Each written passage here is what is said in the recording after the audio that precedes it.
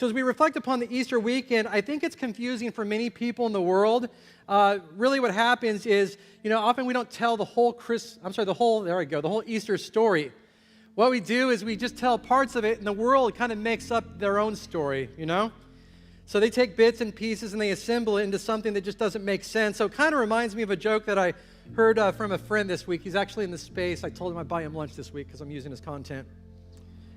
3 friends were waiting to meet St. Peter to determine their eligibility status for heaven. The line eventually moves forward, and the first friend is asked by Peter, "Hey, I've got one simple question for you. What is Easter?"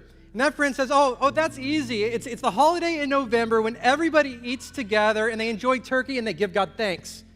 And Peter's like, no. All right.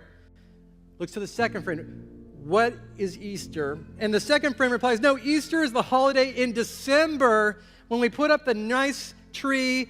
Then we all celebrate by sharing presents because Jesus Christ is born. Oh, no, that's not it. No. Okay.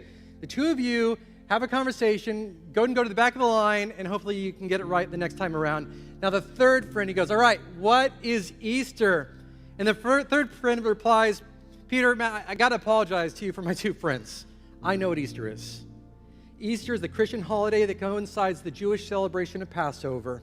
Jesus and his disciples were eating the Last Supper, and as he was betrayed, he was turned over to the Romans by one of his disciples. The Romans took him, was crucified, put a crown of thorns on his head, and he was nailed to the cross. And after his death, there was an earthquake. It literally tore the veil in the temple in 2. He was later buried in a nearby cave that was sealed by a large boulder and guarded by Roman centurions. Every Easter, the boulder is rolled aside so that Jesus can come out, and if he sees his shadow, there will be 6 more days of winter. Biblical scholar. Right there, theologian.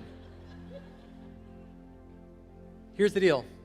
In all of that, you can get almost the whole story right and miss out on just a piece, and you've missed everything. And that's what happens in our culture.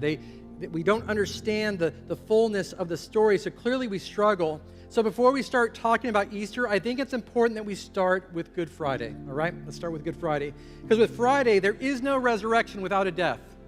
I know we all came here to celebrate, Christ is risen, but Christ is not risen unless he died. We often start the celebration with an empty tomb and Easter eggs.